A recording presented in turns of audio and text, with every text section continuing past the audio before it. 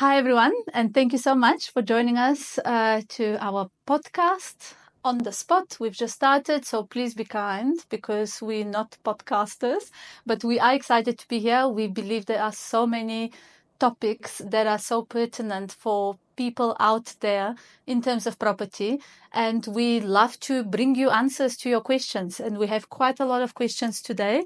And what is great is today we are focusing on rentals, and we have an expert here, and she'll tell us precisely why she's an expert. But I believe we can answer really very, very hot questions that are literally in everyone's head when it comes to rentals. And I'm talking both from a landlord and from a tenant perspective. So it's going to be packed with information, and I hope it's valuable. And I thank you once again. And what we've got here today is Lubona. She's my colleague from Luxleaf Property Group. And her and I have done tons of rentals and experienced a lot of situations together. And we've got Bianca, and she will tell us more about herself and why she brings the expertise that she does today. Thank you so much, and thank you for having me. My name is Bianca.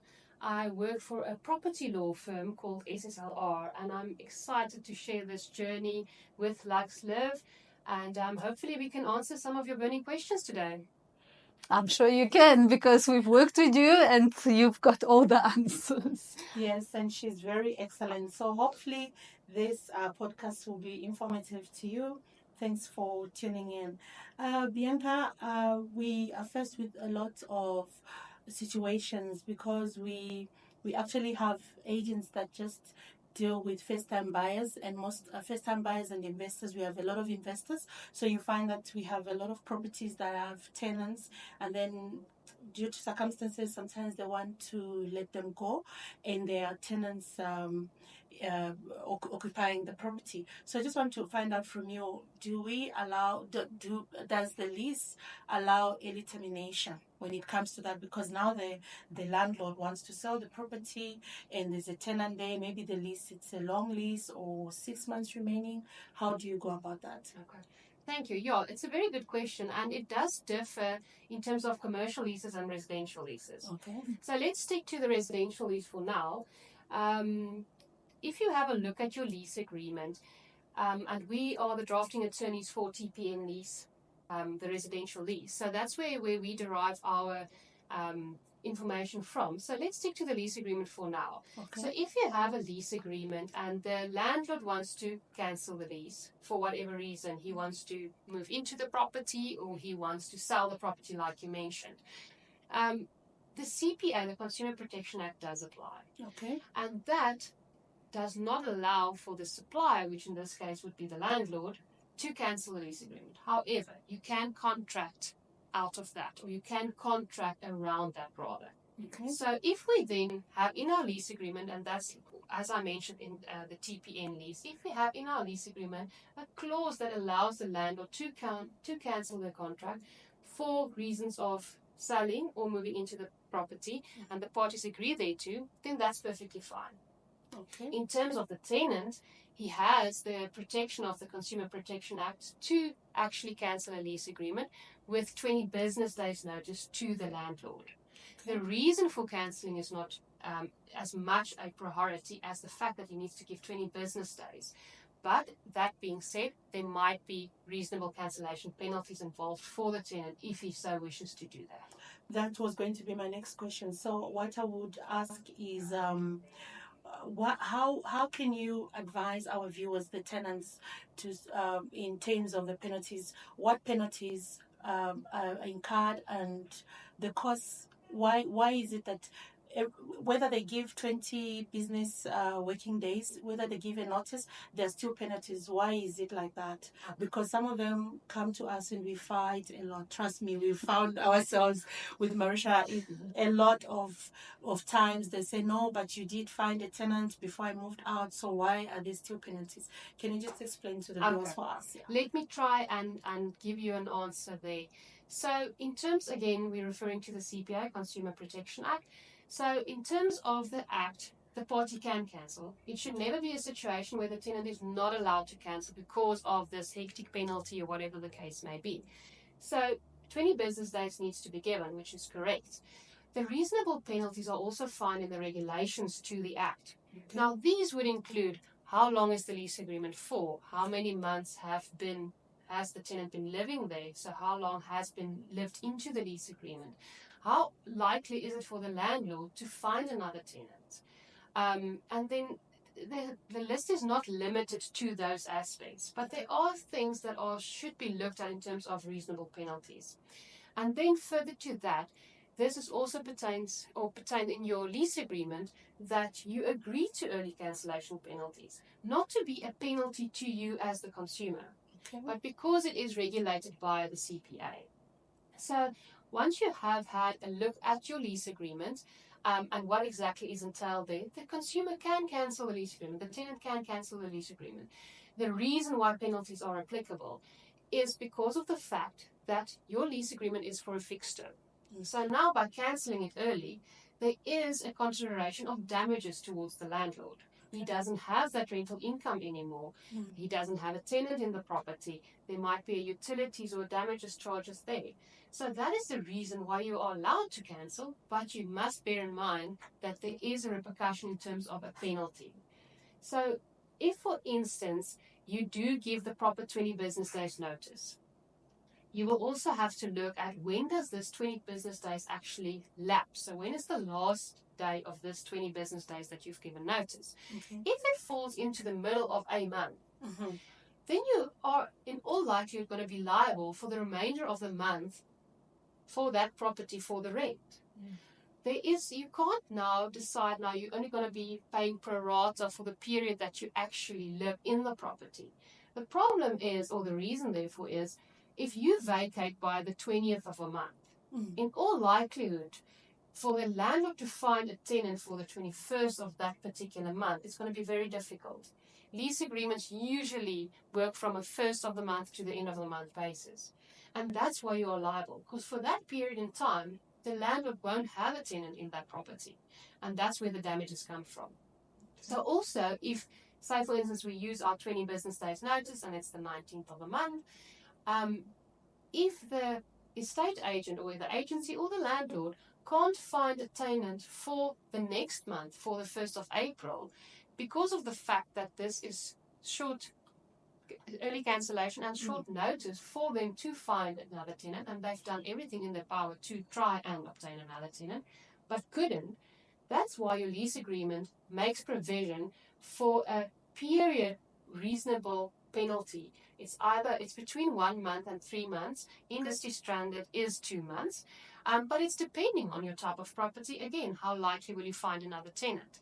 Okay. So then you might, as a tenant, still be held liable for the following month if a further tenant cannot be placed. Very clear. But now we often have that, people's circumstances change and, maybe they come with a very emotional story. Can this really trump the actual lease agreement? Because what I'm hearing from you is that if it is written in the lease agreement, all these early termination clauses and everything else is dealt with, whether it's from the landlord side or from the tenant side. But what if there is a story? What if the tenant really wants to move for some reason? They don't like the school their kids are in and they want to, so how do you explain to the tenants that there is a legal requirement still? Yeah, it is very difficult. And look, circumstances do change, and people's, where they work, where they live, where they need to be does change. But unfortunately, and that is especially why it is brought into the CPA, the Consumer Protection Act, is because to regulate everything on I don't want to call it a general basis, but we need to have a middle ground. Yes. Because this is very subjective if you now don't like the school, for instance. There's nothing wrong with the school. You don't like it. So it's a very difficult situation. Who is right and who is wrong? So that's why it is important to be regulated in terms of legislation. And at the end of the day, there are two contracting parties. Okay, so obviously situations change and we need to move out, or you need to work at another place or in another province. Unfortunately, and although it seems harsh, the reason for the cancellation is not really the determining factor. Okay. Mm. So, although, like I said, it does sound harsh, but we need to have a reasonable common ground for all parties involved. Because remember, at the end of the day, the landlord also has obligations in terms of perhaps paying a bond or security or whatever it is that he needs to adhere to, obligations that he needs to adhere to. So there are rights and obligations on both sides. So the reason for the cancellation is not the determining factor. The fact is, can the landlord place another tenant within a reasonable time to mitigate his risks as well? Okay. So I hope that answers your question, although Yes. it might sound a bit harsh, but you are dealing with two contracting parties. You are dealing with parties that both have risk and obligation in either their portfolios or in their personal capacities or whatever the case may be. And therefore it is, and therefore the CPA also allows the tenant to cancel, but it mustn't be to such an extent and the penalties to such an extent that he can't cancel. But at the same time, the obligations that the landlord still have also need to be adhered to. Yeah, it makes perfect sense also because likewise the tenant wouldn't want the landlord to say Move out because I've decided to earn more from another tenant. So they don't. you want to be protected on both sides. And it needs to be fair on both sides. These days we're getting a lot of people being approached to turn their properties into Airbnb, and it's tempting for a landlord when they get Promised triple the amount. you don't want that tenant's lease to be cancelled Because the landlord believes he can make a higher commission, right? Or higher rental. Yeah. Exactly. But then, okay, so we've established now what is the standard ways a landlord can cancel. According to the lease that you guys have drafted. In terms of the TPN lease, we will also note that there are reasons for the landlord to cancel a lease, except for breach, obviously, because the landlord is entitled to cancel the lease if there's breach on the side of the tenant. And that is again regulated by the CPA, by the Consumer Protection Act.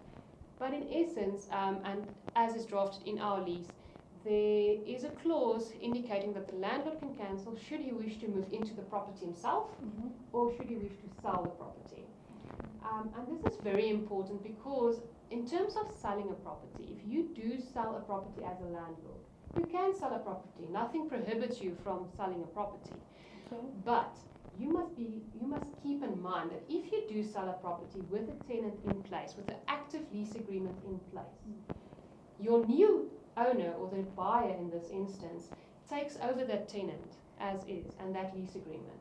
And that is from the principle hier gaat voorkoop. So if any of the landlords ever decide to sell the property with a lease in place, he needs to sell that property with the tenant in place, with that lease in place. And the buyer needs to be aware of that. Okay. So if he wants to sell the property on vacant occupation, which then means that there's no tenant in place, he needs to, in terms of our lease agreement, give proper notice to that tenant to vacate the property. And then obviously he can sell the property on vacant occupation. Okay. All right, no, very clear. And then in terms of calculating costs, Because what we often find, the tenant will say, okay, I've given you proper notice and you found a tenant immediately. So let's say the notice ran until the 30th of March, and then on the 1st of April, the new tenant will be moving in. And what we often hear is then a tenant would say, let me rather not pay the March rent in lieu of the deposit, and then we all even, because from both parties, from the tenant and the lessor's party side, there's usually quite a bit of anxiety in terms of the deposit. So how do you advise? You answer that. Okay, that's always a difficult thing as soon as it comes to the deposit and the last month's rent and so forth. I would never suggest, and it's also included in the lease, and most of the legislation also refers to that, to use the deposit as a last month's rent. And the reason therefore is you should only utilize the deposit upon termination of the lease, and that is after you've actually attended to the exit inspection. So then at that point in time, you are allowed to utilize the deposit. And therefore, it makes it clear at the beginning of the month, which is then the notice month of the tenant, that lease is not yet terminated. The inspection has not yet been done, and the damages has not yet been established.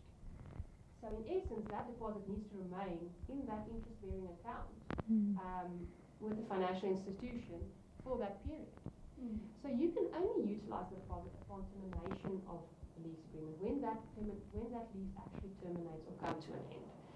So that is also included in the lease agreement that we have drafted in this instance to make it clear for all parties involved. Because it sounds like an easy answer. It sounds like an easy solution, but it really is not.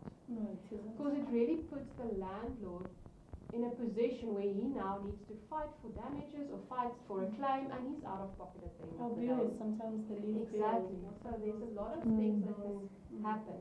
And part of the damages can be, like you say, the rent, it can be utilities, it can be actual damages to the properties, it can even go as far as commissions to the agent. So there's a lot of things that conclude or constitutes damages. It's not only the rent. So in essence, when a tenant cancels a lease early, he remains liable for that rent for that notice month. And only after the lease has been terminated, that day on which they vacate the property or when the inspection is being done, where you can establish the remainder of the damages, can the deposit be utilized. Okay. And how long until, because the landlord might say, okay, I want to take a couple of months to establish costs before I pay your deposit. Yeah, you see, that is again, now we need to look at a different legislation, which is the Rental Housing Act. So that is determined in the Rental Housing Act. So the landlord can't keep your deposit indefinitely until he wishes to do the inspection or he wishes to attend to the damages or repairs of the damages. And that you will clearly find in the Rental Housing Act, where it states that if an inspection is done and damages are found, whatever that damages are, and the remainder of the deposit needs to be paid back within 14 days of restoration of the property to the landlord. If no inspection is done, or inspection is done incorrectly, so the landlord wasn't there, or for some reason that no inspection was done, then he actually, in terms of the Act, needs to refund that deposit within 7 days. If no damages were found. If it was done incorrectly, or if the parties weren't present, or especially the landlord. If the landlord wasn't there and he can't say these were the damages, and the inspection was done incorrectly, in terms of the Act, he needs to refund the deposit within 7 days. Okay, so I'm dealing with one of my old renters. So the tenant left over the weekend, and the landlord, it's not a managed rental, so the landlord is just asking for advice from us. See, that's the reason why we tell you, let us manage your rentals, because she wasn't going to go through this. But then anyway, I'm guiding her because we don't hit and run. We look after our clients. So she left the unit and it's in a mess, right? So the tenant now is telling her that no, I left it clean. And so I have pictures of before. So I sent the landlord to say these are the pictures of before, and she sent me the pictures of like now. So in this case, where she had to take out the carpet because she couldn't do anything. So in this case, she's scared to obviously deduct from the deposit. How does she cover her back so that she's not taken to the rental tribunal for deducting deposit and all that? Is that landlord, I think my question is the tenant supposed to be there when she's doing the inspection, and not the way they are doing it, where she says you did this and then she's saying no, she's refusing and saying no, I left the place clean. So the tenant should go there. That is also in terms of the rental housing. Literally the same clause that we touched on just now. If either party is not present, for whatever reason, hopefully the landlord would always be present in terms of either the agent being present or the landlord himself. Oh, so it can be appointed. Yeah, Okay. You can appoint, the agent can be appointed. Obviously, you need someone that has an idea and is familiar with what he needs to look for and with the property as well. He needs to, I think the long and the short is you need to actually compare the ingoing inspection with the outgoing inspection. And you you need to be able to see what looks different. Okay. So in this case, what you're telling us is that when, like we use an inspector, right? That's When the inspector is doing an exit inspection, they must make sure that the tenants are Yes. present. If the tenant isn't present, and the same goes for the landlord, but if the tenant isn't present, then he accepts the condition as is. So he accepts whatever is found in that property, and it's great that you use the third-party inspector. Whatever is found in that property, and as soon as you have it referred back to the ingoing inspection, and you weren't there, you accept that condition of the property as is. So who's accepting the tenant? The tenant.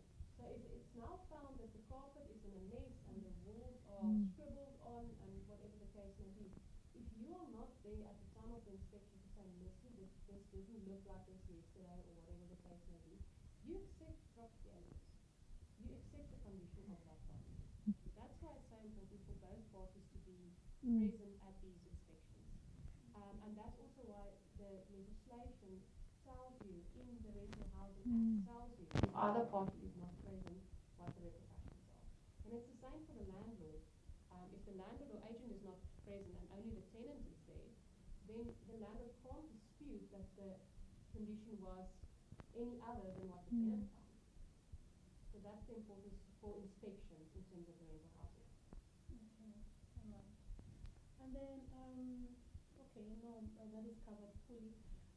Tell us about foreigners renting in South Africa. We have a lot of, we've got a huge foreign database, and we're seeing a lot of foreigners flocking in the country lately, and we are faced with leases with foreigners. So we find some agents, some clients tell us to say the other agent told them that they can't rent like on a month-to-month basis, but pay for the full 1 year. So what is the reason for that, and how do we treat a foreign applicant for rentals? Okay, it's good you asked that, and it's also contained in our lease specifically under a clause. But you also mentioned database.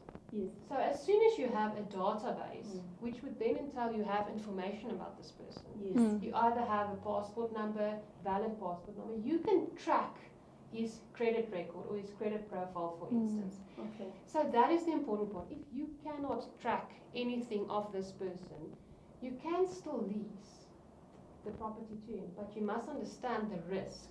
Because if he doesn't have a profile or a credit profile or a history in South Africa, you won't know if he might then go back to the country, wherever he originated from, and you won't have a recourse against him in that country. So as soon as someone has a database or a credit record or a history or a bank account, something tangible that you can trace in South Africa, nothing prevents you from renting to that person or from leasing to that person. Okay. So it is very important, and obviously in terms of FICA requirements, I mean, all agencies, most of us are obliged to actually Yes. adhere to FICA regulations. Yes, we do that. So they need to have that relevant information and documentation should be provided to you. If any of those FICA documents can't be provided for whatever reason, you already know there's a risk. So it's all about managing the risk. Managing the risk and making sure that the person that you are vetting actually has the relevant documentation to be in the country. You can't prove that he's in the country legally by yourself. With that said, is it our responsibility to check the validity of the passport? And that again, and I'm so glad we can refer back to the TPME, especially dealt with in the TPME, regarding the validity of the documents that are provided to you. In terms of FICA, you need to establish to some extent whether these documents are actually the correct document and what they're supposed to be. But unfortunately, we all can't be Sherlock Holmes and investigate the document. But that puts the onus on the tenant. In terms of the TPM lease agreement, the onus on the tenant to confirm that he's actually in the country. Okay, so then can we can we do a long-term lease on a visitor's visa, like a visitor's visa for let's say 3 months, and someone says they want to lease for a year. Problem is, what's going to happen after those 2 months? Is his visa going to be renewed?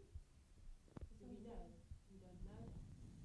So there's the risk right there. Okay? So if we know he's here for 12 months, then we can lease the property to him for 12 months. But we don't know if it is only a 3-month visitor visa, what's going to happen come expiry of that visa?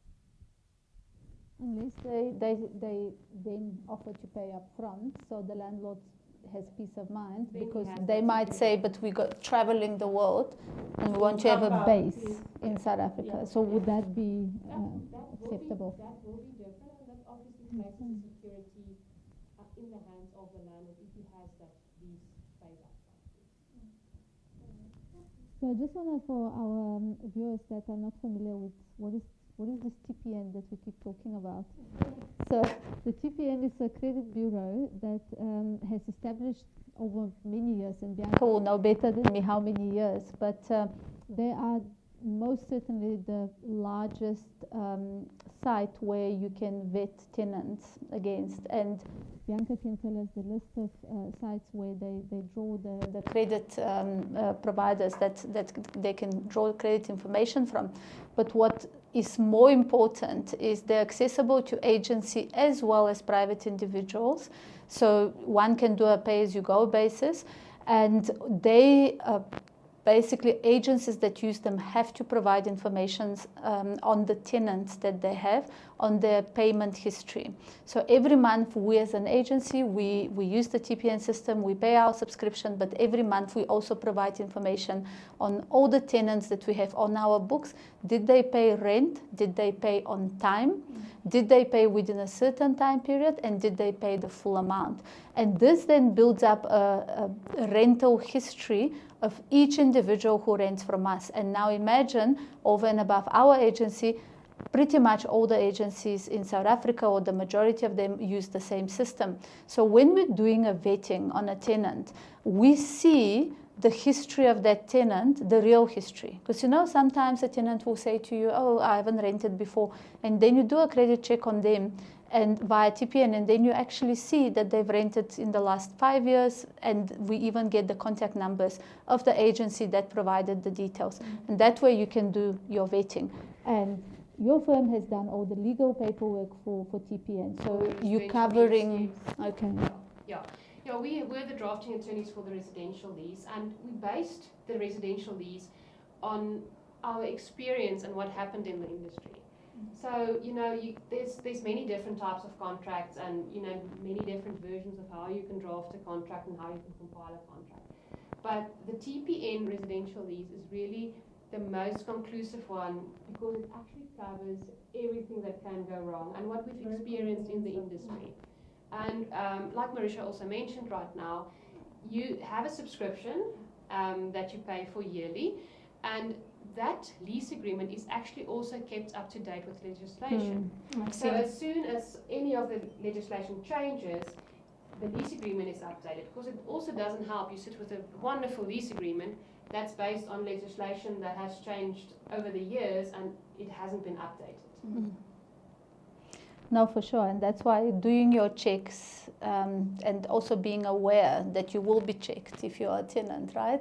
And therefore, a foreigner's profile would come up if they've rented before, right? Before, and they have obviously either a proper passport number or then some sort of other identification that has been brought into the system. Yes. Okay. So now back to the deposits, because this, I feel, fills up a lot of our time. So the landlord says, okay, you've now damaged the carpet. I need to replace the carpet in this room. A new carpet is going to cost me 20,000 rand because I only shop in that top end. And the tenant says, I disagree. It was only a tiny little thing on the edge of the carpet, or the carpet that you want to replace with is too expensive. Yours was old already.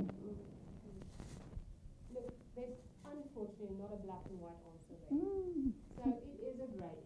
So what you have to consider, and especially with items that are deemed to have a longer lifespan, did the tenant shorten the lifespan of that particular item?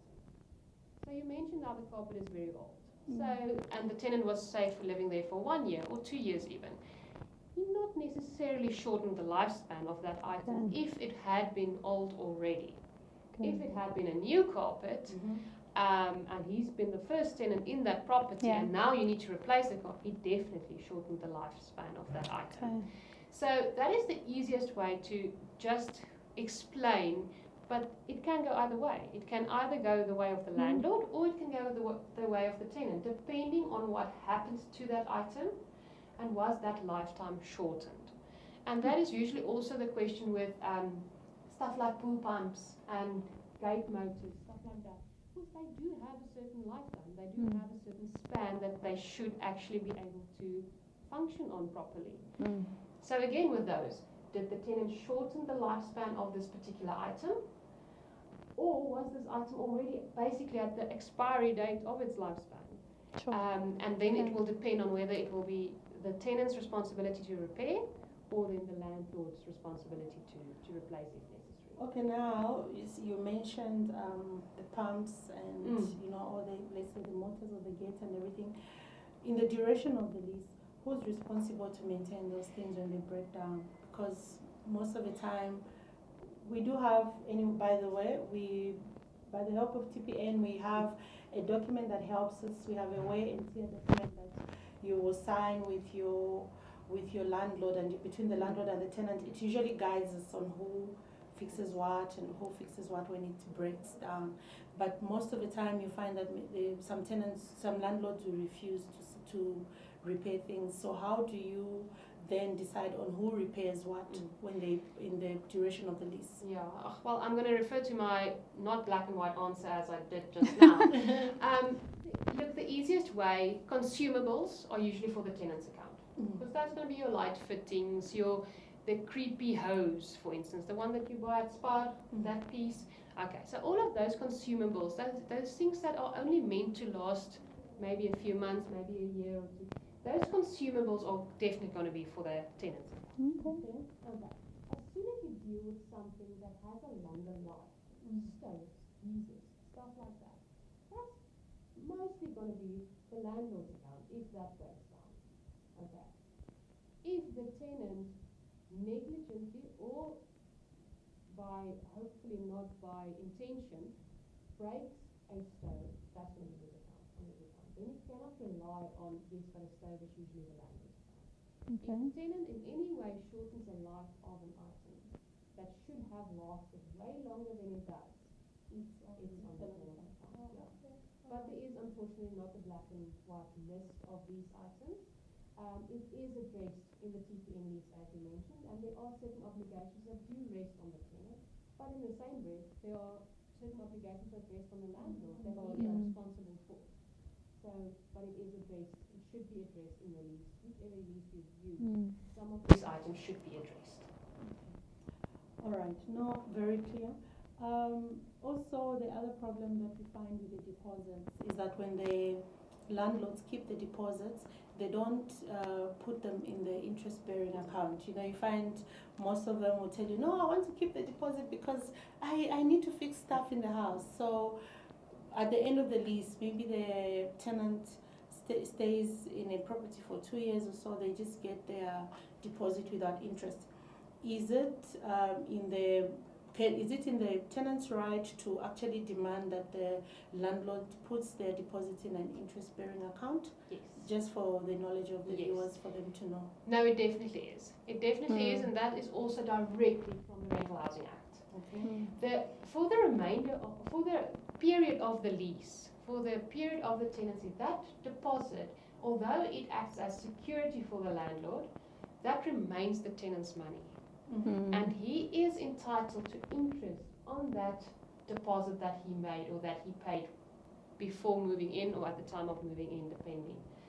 So that needs to be kept in an interest-bearing account, separate from the landlord's personal account or any account that he has access to. And the tenant is also entitled, in terms of the Act, to request a monthly statement of what that interest is that is accrued on that deposit. Oh, okay.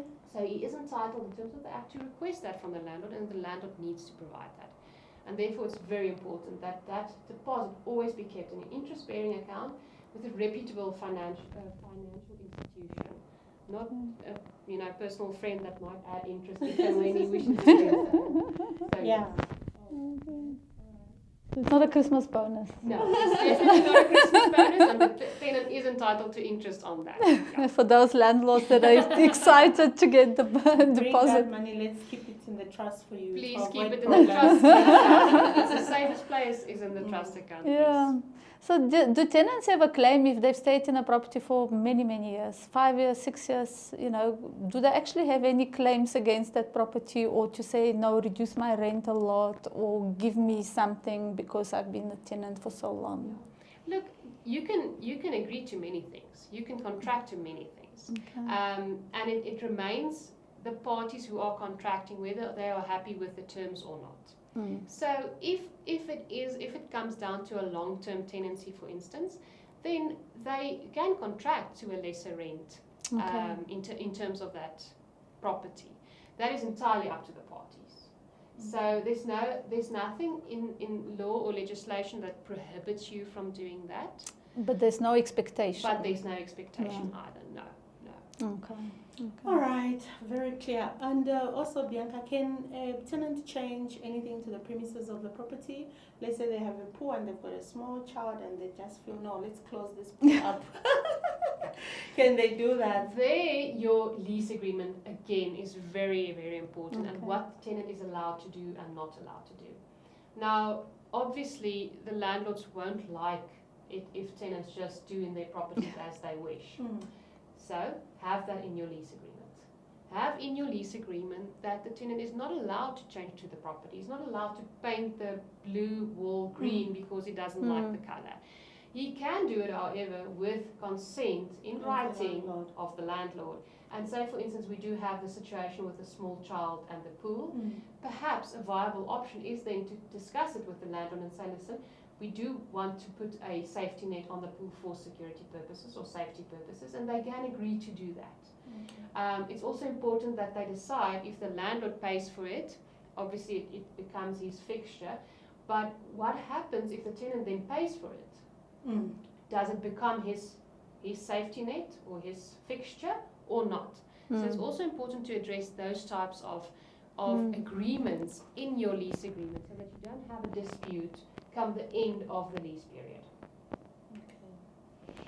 Also, what we find is if a tenant did some of these add-ons, and the agreement was that they will have it removed afterwards, but what if By removing it, they cause damage to the property. So again, this then becomes a cost. Okay. And the tenant actually then needs to fix whatever was being damaged. Say, for instance, now something that you got a wall or out of a wall or so forth, you need as a tenant to put that property in the condition it was prior to having that, whatever item it was installed. So if it's the same that you need to paint the wall again, then that's what you need to do before giving that property back to the landlord. So it's all about having conversations between the landlord, tenants, and the agent. Yes, and managing expectations. We see a lot of things in the industry. It's not really what happened. It was the expectation between the parties and how they thought this would go. And as soon as if it doesn't go the way you thought it would go, that's where the disputes usually lie.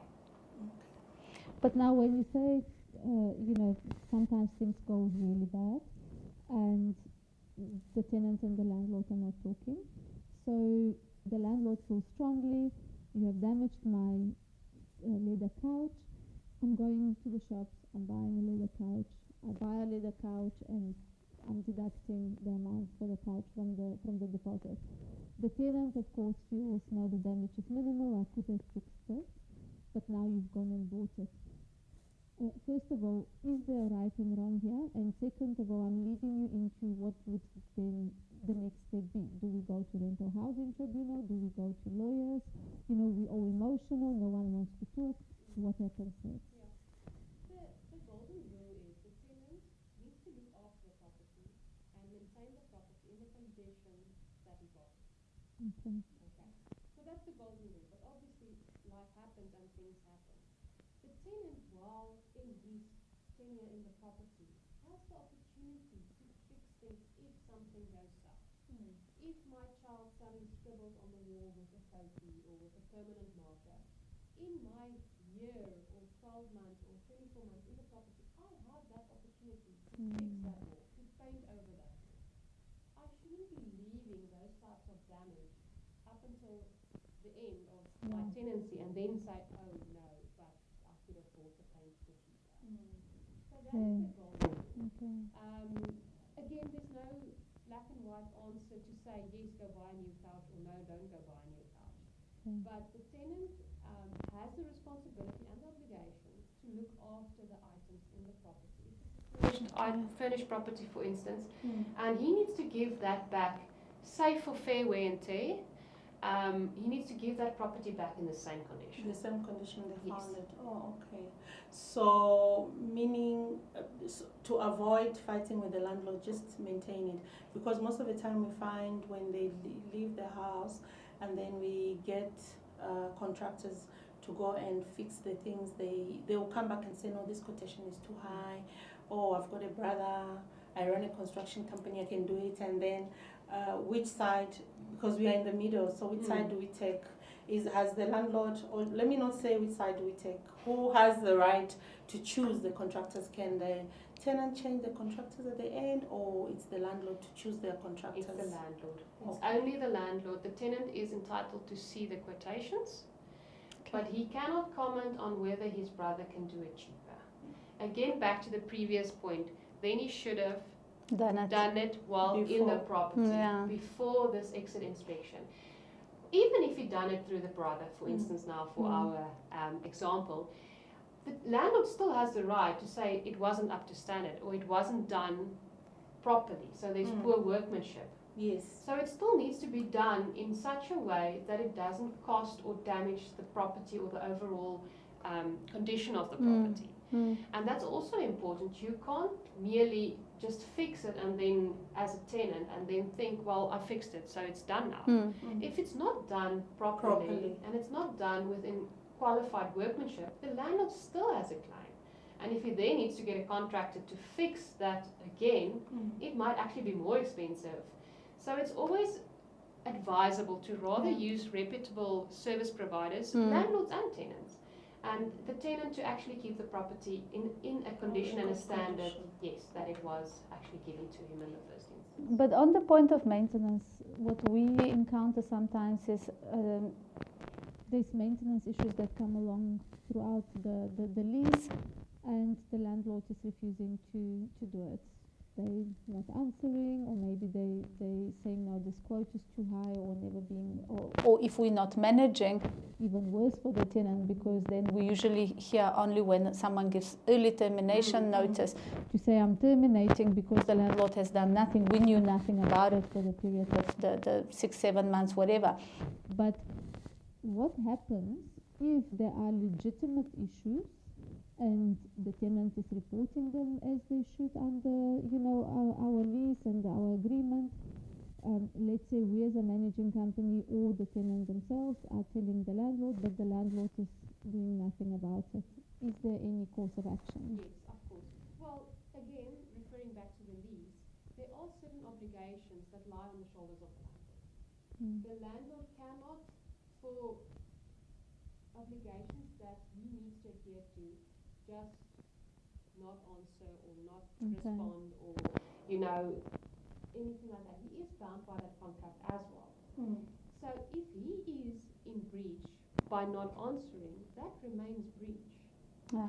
And then if he finds himself in breach of the contract, then obviously the tenant has the recourse in terms of the law for that breach to actually act against the landlord or act in a manner that the landlord deals with his obligations or commits to his obligations.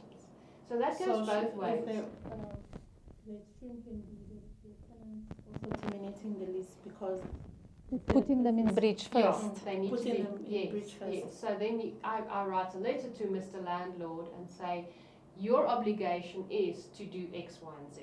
You are failing your obligation, and therefore you are in breach. Yes, correct. Right. Okay. No, that's, so worst case scenario, I just mentioned, but tell us briefly, what is the Rental Housing Tribunal? And then what does a law firm do? And does anyone want to find themselves? At the rental tribunal. Yeah, the Rental Housing Tribunal, obviously, it does exactly what it says. It helps all parties that are involved in rentals and managing, again, this relationship. Mhm. Because, like I mentioned a few times before, there's very rarely a black and white answer, and there might be some grey areas.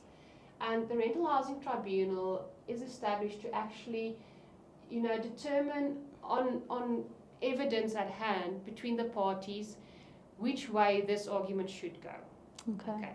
The rental housing tribunals are for the parties involved directly. So it is your landlord and your tenant as being parties to the lease agreement.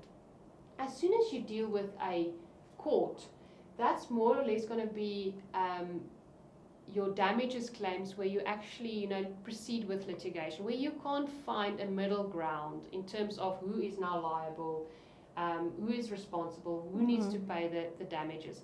Then you would approach a court. It is, however, important to remember the Rental Housing Tribunal does not have the jurisdiction to attend to evictions. Oh, So that you have to go through a court. Yes. And then is an agent or a landlord allowed to lock out the tenant?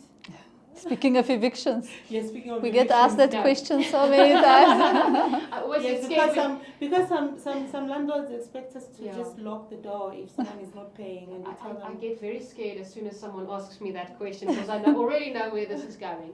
The short answer, no. You can't lock out your tenant because he's not paying.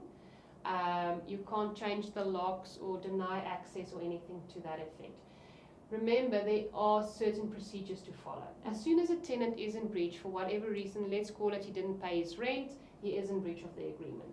You need to act according to that breach. So you need to place the tenant in breach. In terms of the CPA, give him 20 business days to remedy that breach. Okay?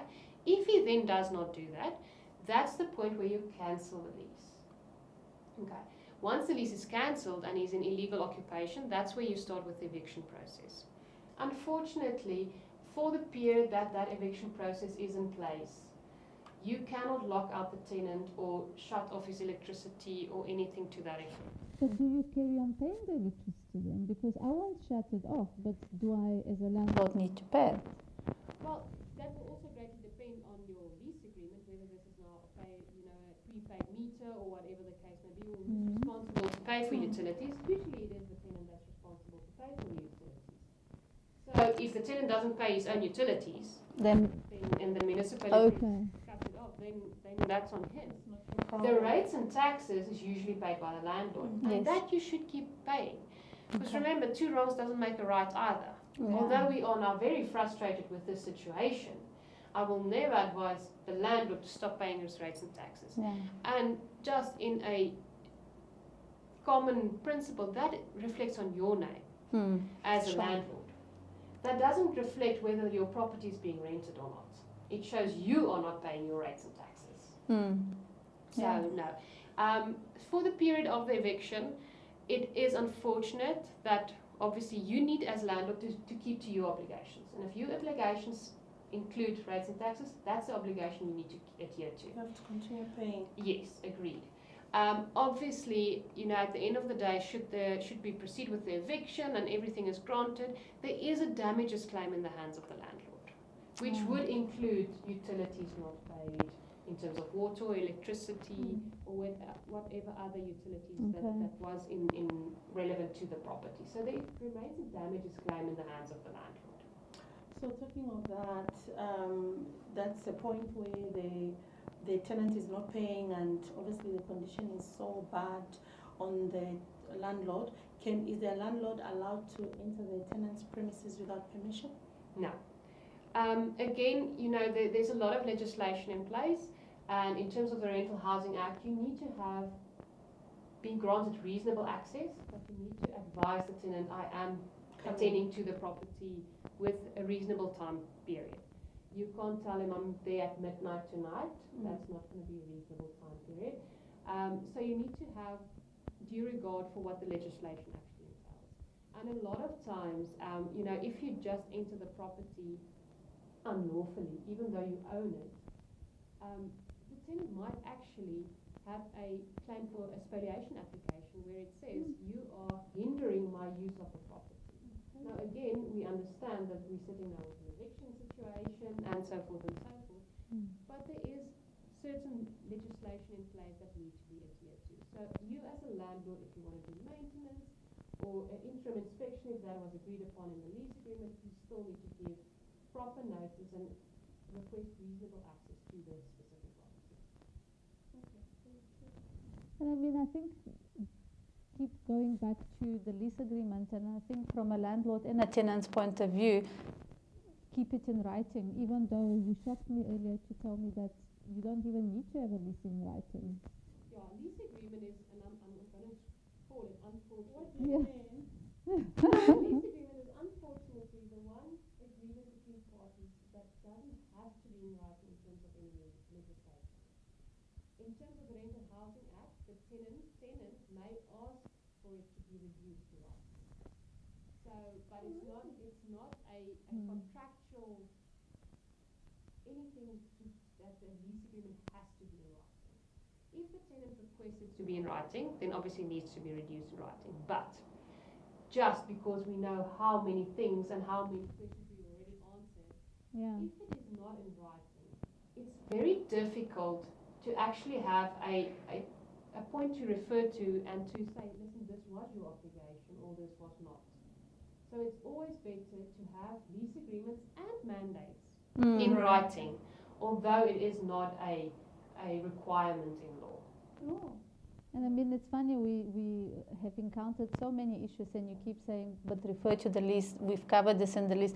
Imagine if you haven't, and it was just a handshake, and that's forgetfulness kicking in immediately. And we see it a lot of times, and also with the mandates even, if as soon as commissions become payable or something, and there's nothing in writing, it really becomes unfortunate, but that's where your disputes arise, and that's where your fights arise, because there wasn't a clear indication of who was responsible for what would I get out of this contract, be it the lease agreement or the mandate, and what is your responsibility if it isn't in writing. So that's what we really find our biggest concerns and issues come from, is if something is not in writing. So, I mean, interesting, because what we have encountered is the lease agreement will say that all the consumables are payable by the tenant. Do you then need to spell out and say refuse removal, sewage, electricity, water? If you have not itemized all of these things, and yet it is still a consumable, can then the tenant have a pushback to say, no, I'm not paying for this? And an example would be sometimes the HOA makes a change, so when the levy previously included sewage and refuse, suddenly it becomes an item that is a consumable item, and the tenant says, no, I'm not paying for this, no one told me about it. Or another thing that's happening of late is a lot of the buildings are implementing generators because of load shedding, and there's a generator usage cost, and the tenant says, well, that's not for me because I was never told about it. Or it's too high, but you can't disconnect one unit. What happens then? Yeah, look, and I think that this is a topic that we can discuss probably for hours of what is consumables. We can look at the hard definition, obviously, of a consumable and what it is. But it must be kept in mind from a tenant's perspective, it's things that you use on a daily basis. Okay. So if it is sewage or refuse, I mean, you put out your dustbin at the end of the day, once a week or whatever the case may be. So it should be stuff that is you use on a daily basis or a weekly basis, if we look now at the refuse or so. So those are definitely consumables that are for the tenant to own. Okay. Nothing prohibits you again from itemizing it or adding it or having a list, just to make it clear between the parties. Because a lot of times, say for instance, you have a gas stove. So who's responsible to actually refill that gas? Yeah. So stuff like that I would itemize, because you consume that gas in your cooking. So Mm. you, as a tenant, are actually responsible for replacing that gas bottle. Okay. So there's a lot of things that the tenants and the landlords might feel is not their responsibility. But consumables are things that are used in the property or for the property or to actually enjoy the property. Mm. So that would be, the definition of a consumable. If things happen like the rates and taxes increase for whatever reason, like you mentioned, the generator costs now and so forth, going back to the lease agreement again, we have actually made provision for it. So if there is increases in the rates and taxes, then the landlord is allowed to actually increase the rent at that period in time to accommodate those rates and taxes. That was going to be my But next question. it also needs to be In writing. in writing, and the parties have to agree upon, yes. So in that case, if the landlord increases the rent and the tenant, for whatever reason, can't afford to pay, or he feels the rental is too high for the property, is the tenant allowed to cancel the lease because of that increment?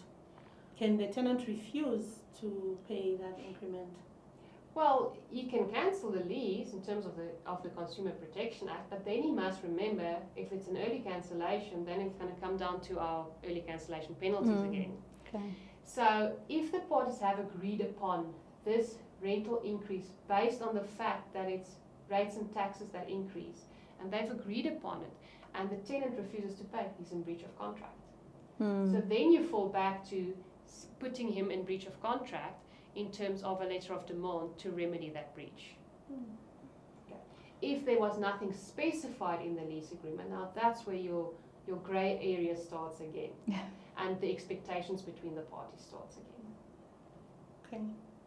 I see. Anything from your side? Gosh, I mean, there's so much, So much. but I think we can carry on forever. But maybe if you can tell us, when do you guys get involved? And Okay. I usually try to stay away, but we do need you guys. And you've drafted this beautiful lease, and that actually helps a lot. But sometimes you have to do more than that. Yes, unfortunately, we always think of a lease agreement like a marriage. You don't get married with the intention to get divorced. That's not the idea.